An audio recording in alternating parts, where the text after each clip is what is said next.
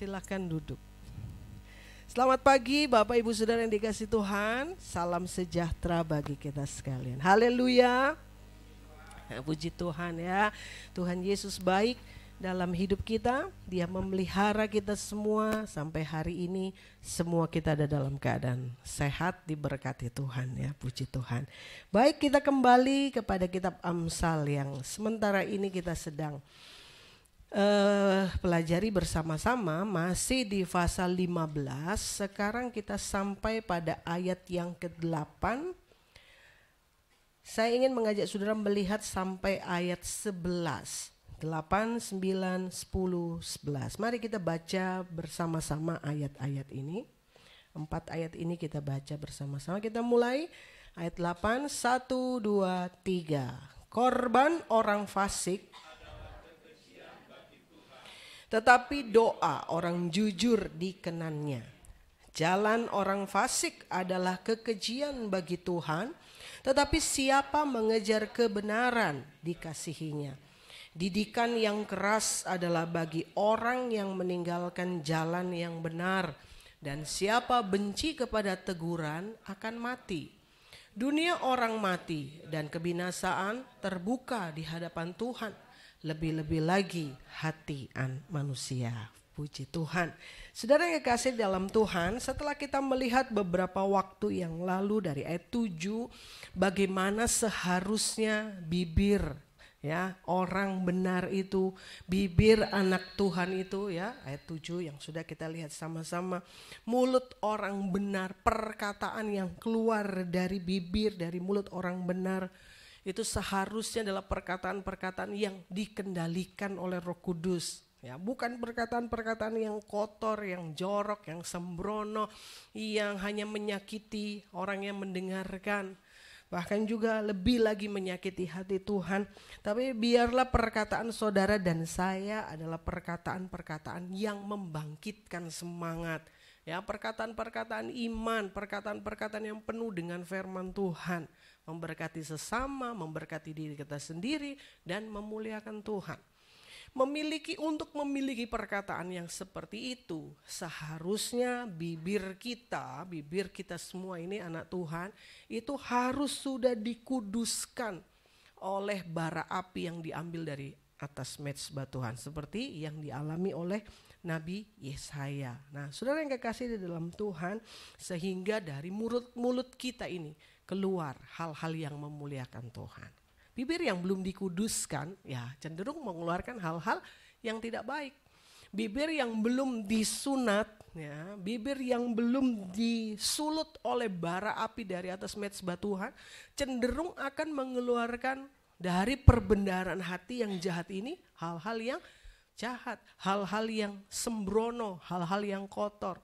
Ya, mungkin bukan maki-makian, tetapi mungkin guyonan-guyonan atau ya humor-humor yang kotor, humor-humor yang tidak memuliakan nama Tuhan. Tapi biarlah ngomong apa saja ya, entah ngomong sesuatu yang tentang firman Tuhan atau ngomong biasa-biasa gitu, bahkan dalam pergaulan kita setiap hari, dalam kita bercanda dengan rekan kita, atau bahkan dalam marah kita sekalipun ya, kita didapati tidak melakukan pelanggaran dengan perkataan kita. Ya, mengendalikan dengan kekuatan kita sendiri tentunya kita nggak mampu ya. Hanya Roh Kudus yang sanggup mengerjakan itu dalam hidup kita. Jadi biarlah tiap pagi bangun tidur minta Tuhan, Allah Roh Kudus mari berjaga pada pintu bibirku. Biar yang keluar dari mulut ini adalah hal-hal yang memuliakan nama Tuhan. Nah, itu sudah kita lihat beberapa waktu yang lalu dari ayat yang ke-7. Sekarang kita akan melihat ayat 8 dan ayat 9. Ini mirip ya, ayat 8 dan ayat 9 ini sebenarnya mirip. Nah, ini bicara mengenai orang fasik. Ya, bicara mengenai orang fasik. Saya baca ulang ya. Korban orang fasik adalah kekejian bagi Tuhan, tetapi doa orang jujur dikenannya. Jalan orang fasik adalah kekejian bagi Tuhan, tetapi siapa mengejar kebenaran dikasihinya. Nah, dari 2 ayat ini saudara-saudara, di sini kita lihat, kita dapati bahwa orang fasik itu mempersembahkan korban. Jadi dengan lain kata saudara-saudara, orang fasik itu ternyata adalah orang yang beribadah kepada Tuhan. Ya, bukan orang yang menolak ibadah, bukan orang yang nggak mau beribadah kepada Tuhan, hanya percaya kepada Tuhan tetapi tidak mau beribadah. Bukan, orang fasik ini adalah orang yang beribadah. Terbukti dia mempersembahkan korban. Ya, dia memberi persembahan di sini. Nah, kalau kita membaca di dalam 2 Timotius pasal 3 ayat yang kelima, salah satu ciri khas dari manusia akhir zaman ditulis di dalam 2 Timotius 3 ayat 5 ini, saudara-saudara, dikatakan di sana salah satunya adalah mereka beribadah tetapi memungkiri kekuatannya. Dikatakan seperti itu, ayat yang kelima. Secara lahiriah mereka menjalankan ibadah mereka, tetapi pada hakikatnya mereka memungkiri kekuatannya. Jauhilah mereka itu. Kekuatannya bukan kekuatan dia, bukan kekuatan diri, tapi kekuatan dari ibadah itu. Secara lahir memang menjalankan ibadah, tetapi makna dari ibadah dipungkiri. Apa yang seharusnya didapat dari ibadah itu dia pungkir. Kekuatan dari ibadah itu dia sangkal. Seperti itu saudara-saudara. Lagi di dalam Matius pasal 15 ayat 8. Matius pasal yang ke-15 ayat yang ke-8. Di sana dikatakan bangsa ini memuliakan aku dengan bibirnya padahal hatinya jauh daripadaku. Nah, seperti ini saudara. Jadi di sini dari ayat pendukung, 2 ayat pendukung ini kita dapati bahwa orang fasik itu bukan orang yang tidak percaya, bukan orang yang tidak beribadah, ya. Dia anak Tuhan.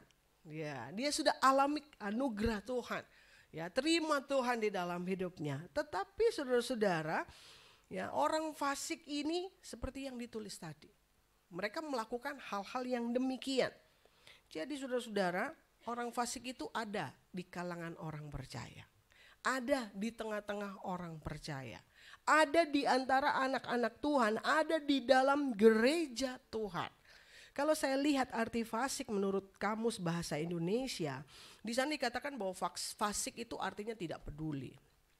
Fasik itu artinya tidak peduli terhadap perintah Tuhan, itu ya. Orang yang melakukan dosa, orang yang melakukan kejahatan. Nah, orang yang percaya kepada Allah dikatakan di situ tetapi tidak mengamalkan perintahnya, tidak melakukan perintahnya, bahkan dikatakan melakukan perbuatan dosa. Itu arti fasik menurut Kamus Besar Bahasa Indonesia. Nah, di dalam Alkitab penjelasan tentang fasik dari ayat-ayat yang ditulis ya oleh Roh Kudus yang memberikan kepada penulis-penulis Alkitab ini, penulis-penulis kitab di dalam Alkitab ini, dia memiliki satu pemaknaan yang justru lebih dalam, ya, lebih dalam, lebih kaya, lebih luas penjelasannya. Nah, sekarang kita lihat, saya akan mengambil beberapa saja, sedikit saja sebagai bahan perenungan kita untuk pagi hari ini dari Perjanjian Lama terlebih dahulu ya. Kita lihat fasik menurut Perjanjian Lama. Kalau menurut Perjanjian Lama yang ditulis dalam bahasa asli, bahasa Ibrani, ya, bahasa Ibrani, kata fasik itu ditulis dengan kata resa. Jadi jangan kasih nama anak saudara Resa, karena artinya fasik. Resa saudara-saudara ya, resa pakai H, resa.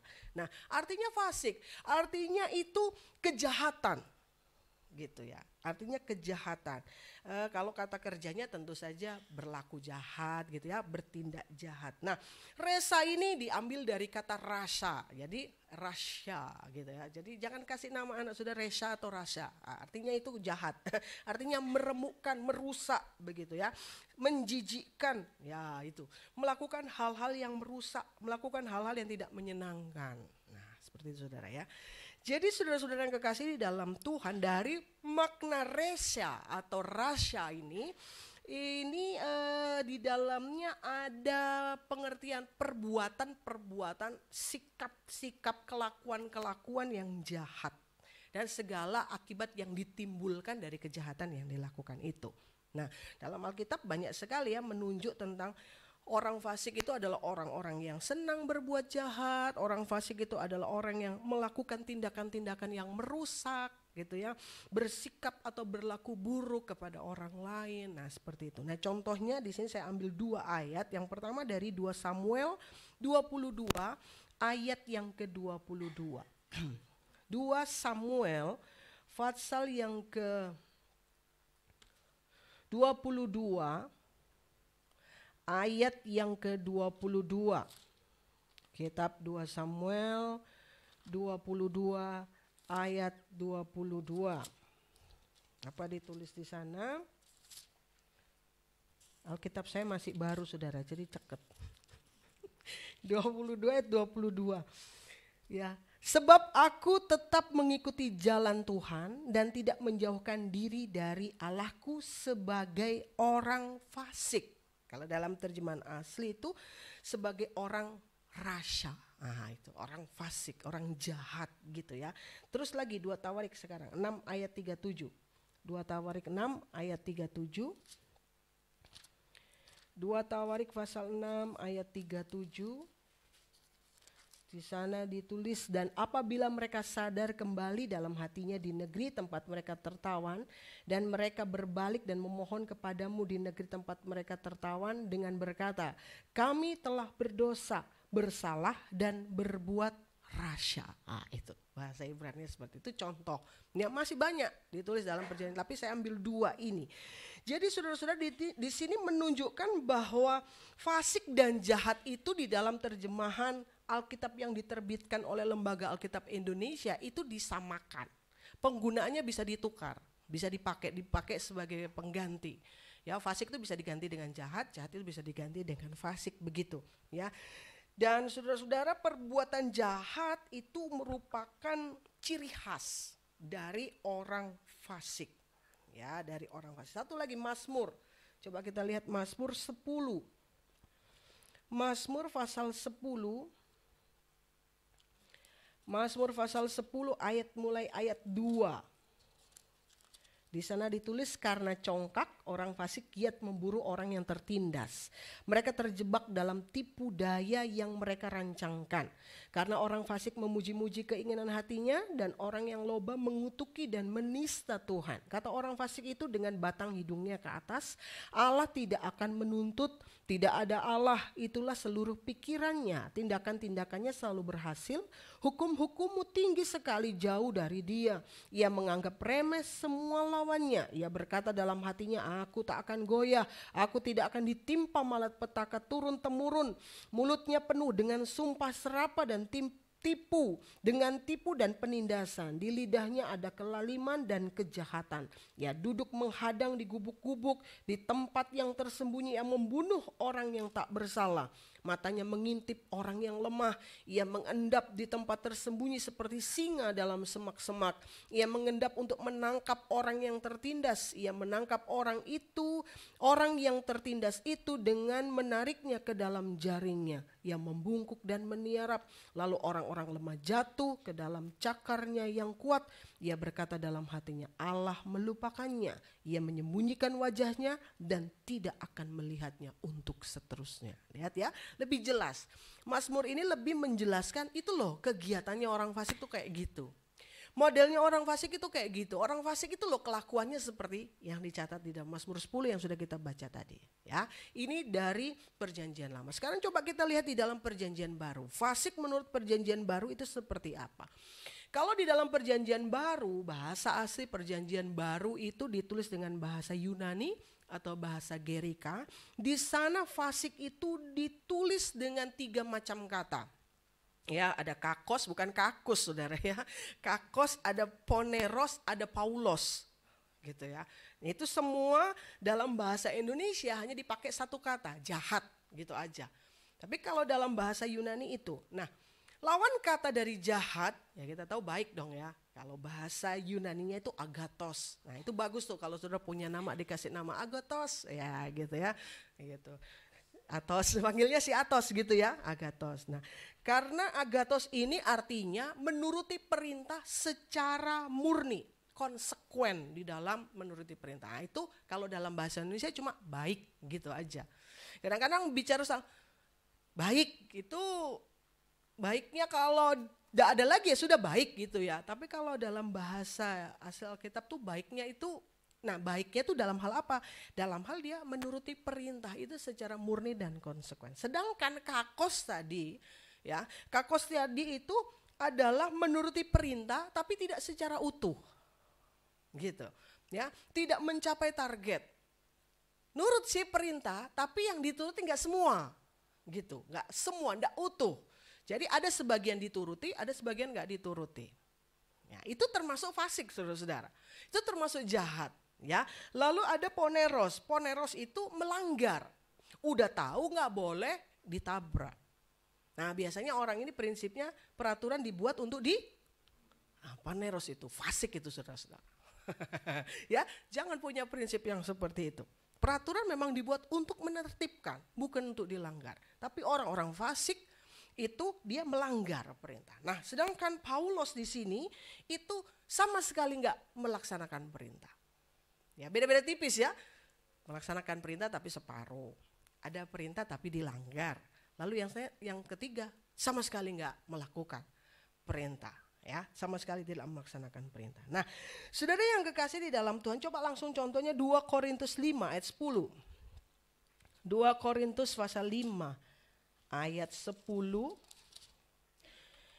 Di sana ditulis sebab kita semua harus menghadap tahta pengadilan Kristus supaya setiap orang memperoleh apa yang patut diterimanya sesuai dengan yang dilakukannya dalam hidupnya ini, baik maupun kakos itu tadi. Nah, kata kakos dapat di sini di ayat ini, saudara ya. Itu tadi, baik ataupun itu perintah yang dilakukan separuh-separuh itu. Nah, kira-kira kayak gitu ya. Lalu Matius pasal 5 ayat 11. Ini untuk yang paneros tadi, pemakaiannya. Matius 5 ayat 11. Sudah lewat ini pelajaran Matius pasal 5 ini ya. Matius pasal 5 ayat 11. Berbahagialah kamu jika karena aku kamu dicela dan dianiaya dan kepadamu difitnahkan segala yang paneros tadi. Ya, difitnahkan. Wah, dia melanggar firman Tuhan. Padahal enggak. Nah, gitu kira-kira saudara-saudara ya. Difitnah untuk hal-hal yang kita kerjakan tapi dianggap kita nggak melakukan. Kayak gitu. Oh, itu melanggar. Padahal kita nggak melanggar, begitu. Ya. Yang ketiga Paulus itu ada di Yohanes 3 ayat 20. Yohanes pasal 3 ayat yang ke-20. Yohanes pasal 3 ayat 20. Nenek moyang kami menyembah di atas gunung ini, tetapi kamu katakan bahwa Yerusalemlah tempat orang Yohanes 3, ini Yohanes 4 ya. Ya, itulah ya, kalau Alkitab baru itu memang gitu ya.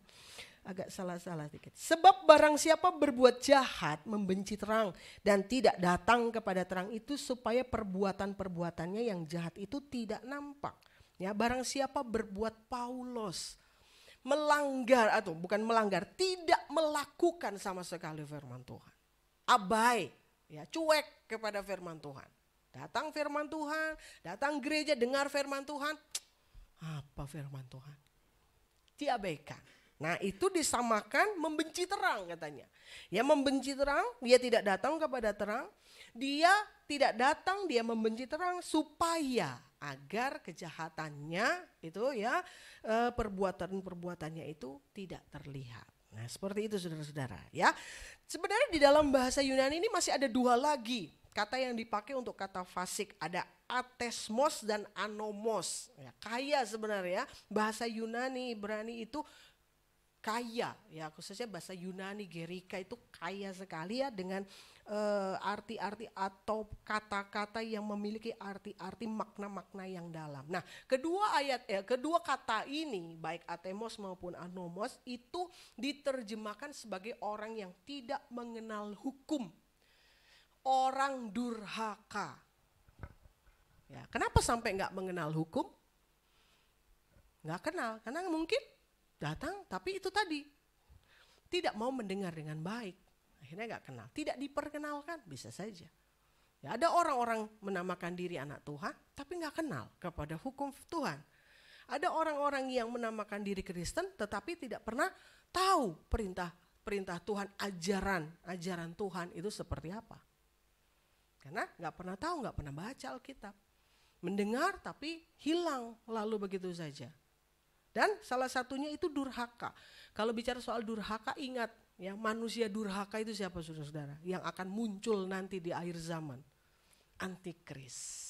Tuh, ya, antikris itu rupa-rupanya kenapa kok dibilang durhaka? Berarti saudara-saudara, dia itu kan memang sebenarnya kalau kita belajar kitab Wahyu, antikristus itu kan berasal dari kalangan anak Tuhan, kalangan orang percaya, kalangan hamba Tuhan, ya, bersinar terang seperti obor bintangnya katanya. Tapi durhaka gitu. Makanya saudara-saudara jangan jadi anak yang durhaka gitu ya saudara ya. Nah, sekarang kita merefleksi kepada diri kita sendiri. Dari apa yang kita sudah lihat dari perjanjian lama dan perjanjian baru mengenai fasik ini, sekarang kita refleksi kepada diri kita sendiri. Mari kita merefleksi diri kita. Apakah kita termasuk dalam kriteria orang fasik? Mungkin kita beribadah, ya beribadah, setia, melayani Tuhan lagi. Ya, melayani Tuhan dengan talenta atau dengan milik yang kita punya. Mungkin kita juga bukan bilang pelaku kriminal, pelaku kejahatan, ya, mungkin kita bukan itu. Ya. Tetapi saudara-saudara, kalau kita tidak melakukan firman Tuhan secara utuh, kalau kita masih memilih-milih di dalam melakukan firman Tuhan, kategorinya kita termasuk orang fasik, gitu saudara-saudara. Ya, apakah kita suka melanggar firman Tuhan? Udah tahu firman Tuhan bilang ini nggak boleh, ditabrak aja. Itu kan berlaku untuk zaman Alkitab kan. Nah, sekarang kan zamannya 2023. Alkitab ini up to date sampai kapan saja, sampai Alkitab ini diangkat saudara, tetap up to date. Gitu ya. Apakah kita termasuk orang yang suka melanggar perintah Tuhan? Ataukah apakah selama ini kita termasuk orang yang tidak melakukan firman Tuhan? Tidak melakukan firman Tuhan. Kemana firman Tuhan yang didengar? Hilang ditiup angin. Dimakan burung seperti benih yang ditabur di pinggir jalan. Ya, sama sekali nggak ada yang ketanam, hilang dimakan burung. Masuk gereja, nyanyi-nyanyi memuji Tuhan, dengar firman Tuhan, keluar, nggak dapat apa-apa, hilang. Tidak ada perintah yang dapat dikerjakan. Karena benih itu dimakan oleh burung-burung. Orang-orang yang seperti ini saudara-saudara memiliki standar hidup apa yang aku pandang baik. Ya, bukan apa yang firman Tuhan harusnya ya kita kerjakan. Tetapi menurut saya punya teman, sama-sama guru saudara-saudara. Seringkali kita ngobrol-ngobrol ya, tukar banyak lah, tukar makanan, ya, tukar cerita, tukar segala gitu ya, cerita. Sampai satu waktu kita bicara soal hal-hal yang rohani ya, karena memang dia pelayan Tuhan. Dia pelayan Tuhan, aktivis, ya luar biasa juga dia talentanya, dia suaranya bagus, ya dia menyanyi, dia WL di tempat dia beribadah. Nah, satu kali kami bicara sampai dengan topik tentang firman Tuhan yang disampaikan. Dia mengatakan kepada saya, Miss Meiti, saya itu ya, kalau dengar firman Tuhan, saya itu pilih-pilih dulu lah yang saya dengar. Saya saring-saring dulu firman Tuhan. Waduh, firman Tuhan saya kata disaring, saya bilang begitu. Dalam hati saudara ya, saya nggak ngomong, oh gitu ya Miss, saya bilang gitu. Iya. Kalau yang menurut saya itu relevan dengan pemikiran saya, ya saya terima. Tapi kalau enggak akan saya dengarkan itu. Begitu saudara-saudara. Ngeri ya, ngeri. Itu pengakuan loh saudara ya. Pengakuan yang saya rasa itu jujur betul ya. Seperti itu memang dia. Jadi dia katakan, ya saya kalau mendengar firman Tuhan, pilih. Apa saudara juga begitu di sini? Saya dengar firman Tuhan, saring-saring dulu lah. Kalau menurut saya relevan, ya saya kerjakan. Kalau enggak ya, gak usah. Waduh saudara-saudara ya, ini luar biasa ini. Ini saya tahu sendiri, ini dia ngomong sendiri dan saya sampai mengangguk-angguk gini, tidak berhenti saya mengangguk-angguk gini. Karena saya heran gitu, waduh kok ada ya gini, ada waktu tiba ada gitu loh dalam hati saya saudara. Nah, apakah ada kita di antara kita yang kayak gitu? Ya, masih perlu disaring firman Tuhan. Ya. Kenapa? Banyak hal-hal yang bukan firman Tuhan yang disampaikan. Tetapi selama hamba Tuhan menyampaikan yang benar seturut firman Tuhan, ya terima itu sebagai suara Tuhan, saudara-saudara. Nggak usah disaring-saring lagi. Gitu ya. Nah, apakah kita adalah termasuk orang yang tahu berbuat baik tapi nggak melakukannya? Karena ada ayat di dalam kitab Yakobus pasal 4 ayat 17, di sana dibilang orang yang tahu berbuat baik tapi tidak melakukannya itu berdosa, saudara-saudara. Bukan bersalah lagi, berdosa. Saudara tahu kalau melakukan ini saya berbuat baik, tetapi saudara tahan untuk tidak melakukannya. Kita berdosa di hadapan Tuhan. Saudara yang kekasih di dalam Tuhan Yesus Kristus, satu hal yang harus kita ingat di dalam diri kita adalah belajar tentang orang fasik. Orang fasik itu adalah orang yang sangat menjijikkan di mata Tuhan. Itu yang harus kita ingat. Satu kebencian bagi Tuhan bila kita menggunakan ibadah kepada Allah hanya sebagai jubah untuk menutupi dosa-dosa kita. Gitu. Ibadah rajin hanya untuk menutupi dosa, persembahan, ya, mengorbankan ini, memberi hanya untuk menutupi dosa. Saudara-saudara yang kekasih dalam Tuhan, ketika kita melakukan hal ini, kita sementara mempersembahkan korban yang jahat di hadapan Tuhan. Ya, kita menyembah, kita beribadah kepada Tuhan dengan sikap hati yang jahat. Sikap hati yang jahat di hadapan Tuhan. Amsal pasal 21 ayat 27. Amsal pasal 21 ayat 27. Di sana dikatakan roh manusia adalah, sebentar. Salah lagi, itu 20 ya. Amsal 21 ayat 27. Korban orang fasik adalah kekejian, lebih-lebih kalau dipersembahkan dengan maksud jahat. Tuh, jelas ya. Korban orang fasik adalah kekejian. Gak suka. Ingat saja peristiwa ketika Saul dan Samuel itu, ya, dia mempersembahkan korban untuk menutupi ketidakdengarannya kepada suara Tuhan. Lalu Samuel bilang, apakah Tuhan berkenan kepada korban lebih daripada kepada mendengar suara Tuhan? Gitu. Lebih baik dengar-dengaran daripada korban yang kita berikan. Seperti itu saudara-saudara. Ya, Mazmur 24 ayat 3 sampai ayat yang keempat. Mazmur 24 ayat 3 sampai ayat yang keempat. Siapakah yang boleh naik ke atas gunung Tuhan?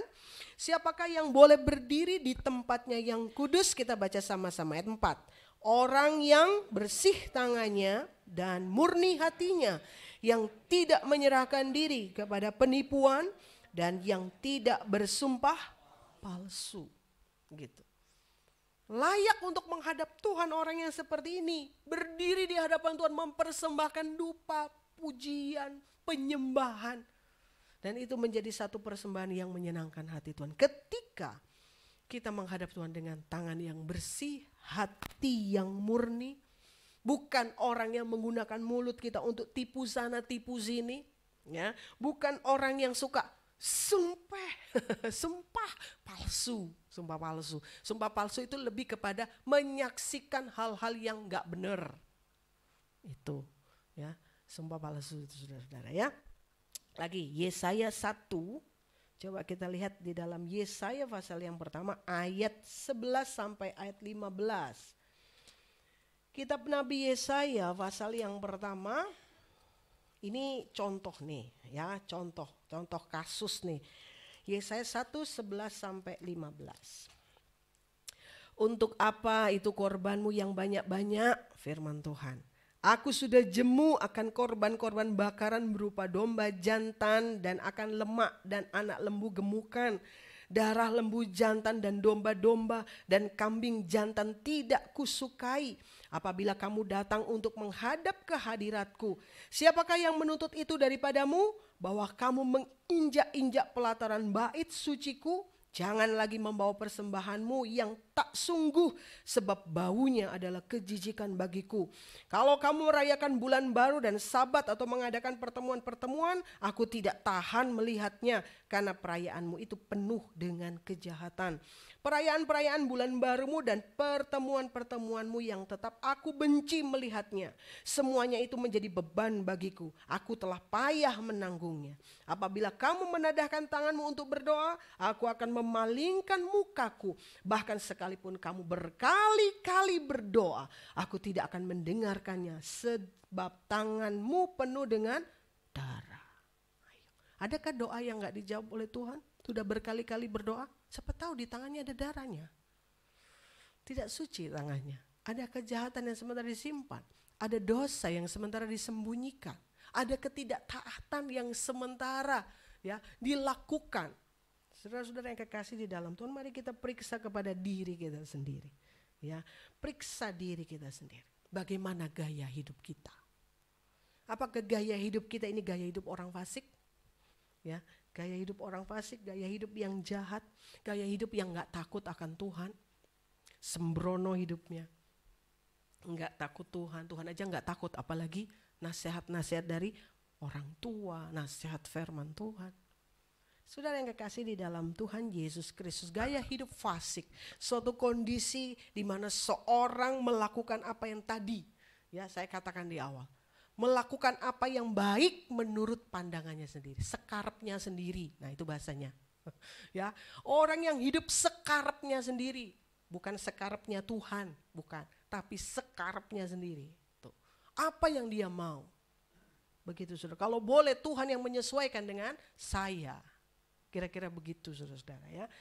Dan saudara-saudara, di sini kita sudah dapati bahwa Allah sangat membenci kefasikan. Di dalam Mazmur 36 ayat 1, Mazmur 36 ayat 1 dan ayat yang kedua, Mazmur 36 ayat 1 dan ayat yang kedua.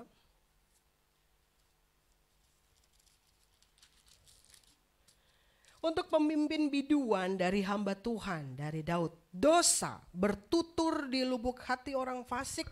Rasa takut kepada Allah tidak ada pada orang itu. Dosa yang memerintah di dalam hati orang fasik. Gak ada rasa takut kepada Allah, dikatakan jelas di sini. Lalu loncat kepada Mazmur 50. Ke 50 ayat 16-17. Hari ini banyak ayatnya ya. Semoga nanti saudara sempat di rumah membaca lagi ya. Mazmur 50 ayat 16 sampai ayat yang ke-17. Dikatakan di sana, tetapi kepada orang fasik Allah berfirman, apakah urusanmu menyelidiki ketetapanku dan menyebut-nyebut perjanjianku dengan mulutmu, padahal engkaulah yang membenci teguran dan mengesampingkan firmanku. Orang fasik itu rupa-rupanya orang yang senang menyelidiki ketetapan-ketetapan Tuhan, tapi nyelidiki tok, saudara-saudara. Cari tahu aja, tanya, wah ini gimana nih, saya nemukan nih di dalam Alkitab gini, apa sih maksudnya? Telepon hamba Tuhan, telepon Bapak Ibu Gembala, Bapak Gembala, Ibu Gembala, telepon, apa sih ini? Tanya tok, tapi saudara-saudara ya, tanya tok tidak dikerjakan. Cuman tanya, cuma suka menyelidiki. Datang firman ini ya. Wah apa katanya? Apa urusanmu? Katanya menyelidiki firman Tuhan. Padahal kau membenci teguran dan mengesampingkan firmanku. Jadi saudara yang kekasih dalam Tuhan Yesus Kristus, kalau kefasikan kita pilih sebagai gaya hidup kita, maka bisa dipastikan ya 1000% ya, kalau 100 kurang 1000% ya, kebinasaan. Hukuman lah yang sementara menanti kita. Kalau itu yang jadi pilihan kita. Memang sikap fasik firman Allah katakan di Mazmur 1 ayat yang ke-6, itu upahnya akan membawa kita kepada kebinasaan. Nah itu jelas firman Tuhan katakan, sebab Tuhan mengenal jalan orang benar, tetapi jalan orang fasik, gaya hidup orang fasik menuju kebinasaan. Jelas saudara-saudara. Ya, kalau kita ambil ini, kefasikan itu sebagai gaya hidup kita, acuh tak acuh dengan perkara-perkara rohani, acuh tak acuh terhadap firman Tuhan, gitu, maka sudah dapat dipastikan nih, jalan kita menuju kepada kebinasaan. Kecuali, nah ini ada ayat nih bagus nih, kecuali saudara, Yehezkiel 33 ayat 19. Yehezkiel pasal 33 ayat yang ke-19. Yehezkiel 33 ayat 19. Sebaliknya, kalau orang fasik bertobat dari kefasikannya dan ia melakukan keadilan dan kebenaran, ia pasti hidup karena itu. Kecuali mau bertobat. Kecuali mau meninggalkan kefasikannya, ada pengampunan saudara-saudara. Itu loh baiknya Tuhan ya. Sudah hidup fasik, tetapi ketika orang fasik itu dikatakan mau bertobat dari kefasikannya, mau kembali melakukan keadilan dan kebenaran, enggak akan binasa. Enggak akan binasa. Tapi bertobatnya sekarang, jangan entar sudah di penghujung mati saudara-saudara. Itu telat namanya ya, udah telat gitu. Kalau nututi panggil pendeta, kalau nggak nututi saudara-saudara, wah repot itu saudara, urusannya panjang itu nanti ya, repot. Jadi saudara, kalau orang fasik itu mau bertobat dan meninggalkan kefasikannya, ada pengampunan. Ya, ada pengampunan. Tuhan janjikan itu, Tuhan pastikan itu. Mau bertobat, ada pengampunan. Bukan lagi menuju kepada kebinasaan, tetapi kepada kehidupan. Nah, sekarang kita lihat pada ayat 11 sampai ayat 10 sampai ayat yang 11. Di sana dikatakan, didikan yang keras adalah bagi orang yang meninggalkan jalan yang benar, dan siapa benci kepada teguran akan mati. Dunia orang mati dan kebinasaan terbuka di hadapan Tuhan, lebih-lebih hati anak manusia. Tadi saya katakan bahwa hukuman yang berat sedang menanti orang fasik. Kebinasaan sedang menanti orang fasik. Kebinasaan, hukuman yang berat sedang menanti orang yang dikatakan di ayat 10 berpaling kepada kebenaran. Berpaling dari, bukan kepada, berpaling dari kebenaran. Demikian juga orang-orang yang benci kepada teguran. Mengeraskan hati kepada teguran-teguran firman Tuhan. Diawali dengan biasa mengeraskan hati terhadap teguran sesama, teguran orang tua. Ditegur, dikeraskan hati, tolak, gak terima. Saudara-saudara terbiasa seperti itu, terbiasa. Akhirnya gereja, firman Tuhan menegur, alah firman Tuhan. Gitu. Itu kan katanya pendeta. Gitu. Kalau menurut saya mah enggak. Sama kayak teman saya tadi tuh. Nah itu kan katanya Pak Pendeta. Nah, menurut saya sih enggak. Ya saya akan lakukan yang saya mau aja. Gitu saudara, kira-kira seperti itu. Tetapi orang yang seperti ini dikatakan hukuman yang berat. Apa itu hukuman yang berat? Kematian kekal saudara-saudara. Kalau udah hukuman cuman dipukul, ya, dipukul, dihajar masih enak. Ya, firman Allah katakan, Rasul Paulus katakan, hajaran itu mendatangkan duka cita. Tetapi apa akibat dari hajaran itu? Pertobatan. Kalau masih dihajar masih enak saudara. Tetapi kalau kematian kekal, sudah gak ada lagi yang bisa diperbaiki. Begitu. Selalu datang peringatan Tuhan kepada saudara dan saya. Karena dia tidak ingin kita ada di dalam kebinasaan kekal. Ibrani pasal 3 ayat 15 jelas. Pada hari ini kalau kamu mendengar suaranya jangan keraskan hatimu. Dengar suara Tuhan, dengar suara firman Tuhan, jangan keraskan hatimu. Allah itu adalah yang maha tahu. Enggak ada yang bisa kita sembunyikan dari Tuhan. Ayat 11 tadi, sedangkan dunia orang mati dikatakan, ya, dunia orang mati yang paling bawah dikatakan, enggak tersembunyi di hadapan Tuhan. Ya, ayat 11 tadi kan bilang seperti itu. Dunia orang mati dan kebinasan terbuka di hadapan Tuhan.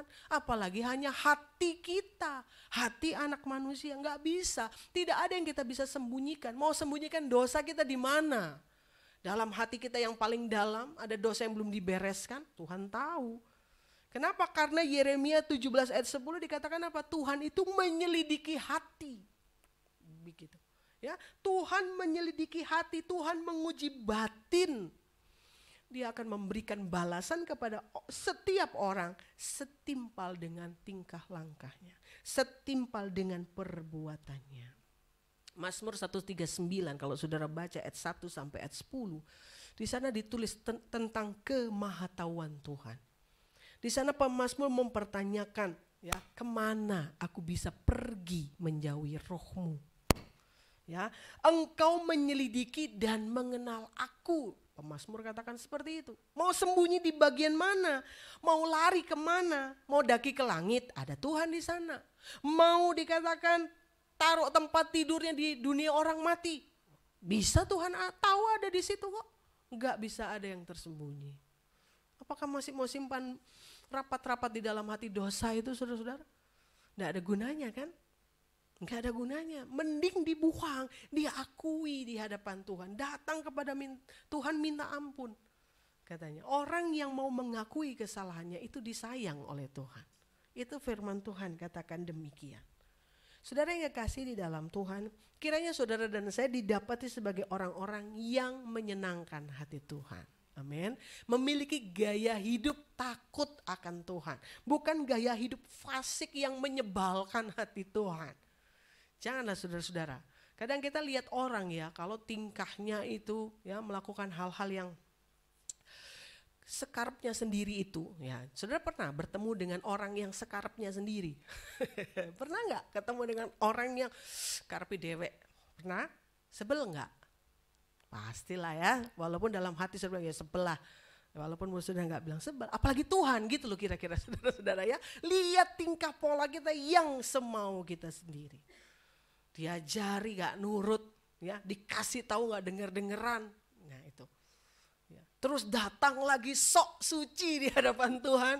Bawa persembahan, nah ini Tuhan, ku persembahkan nih kepadamu.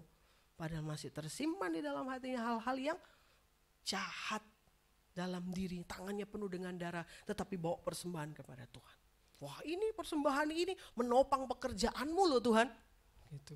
Kalau nggak saya yang berkorban, wah payah gereja itu nanti. Gitu. Waduh saudara-saudara. Tuhan gak mau yang kayak gitu. Tuhan lebih mau sikap hati yang dengar-dengaran kepada Tuhan.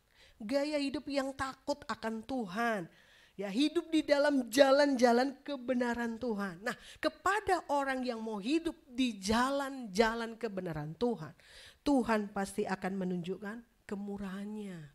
Tuhan akan menunjukkan belas kasihnya. Tuhan akan menunjukkan kesetiaannya. Sebab itu mari. Ya, mari kita perbaiki. Kalau mungkin ada ya agak menjurus ke fasik-fasik gitu saudara ya, jangan sampai terjerumus maksudnya. Ayo segera kita perbaiki. Ada pengampunan yang Tuhan sediakan. Ada pembaharuan hidup yang Tuhan mau kerjakan. Tuhan mengasihi saudara dan saya. Dia mau berbelas kasihan kepada kita. Dia mau berkemurahan hati kepada kita. Dia mau mencurahkan kasih setianya kepada kita. Yang dia inginkan adalah dengar-dengaran kepada Tuhan. Jangan berlaku fasik. Jadilah orang yang mengasihi Tuhan, mengasihi firman Tuhan. Selalu mau berjalan di dalam kebenaran-kebenaran Tuhan. Kiranya Tuhan tolong kita untuk kita mengerti ya apa yang menjadi kehendak Tuhan dalam hidup kita. Puji Tuhan, mari kita datang kepada Tuhan, kita nyanyi.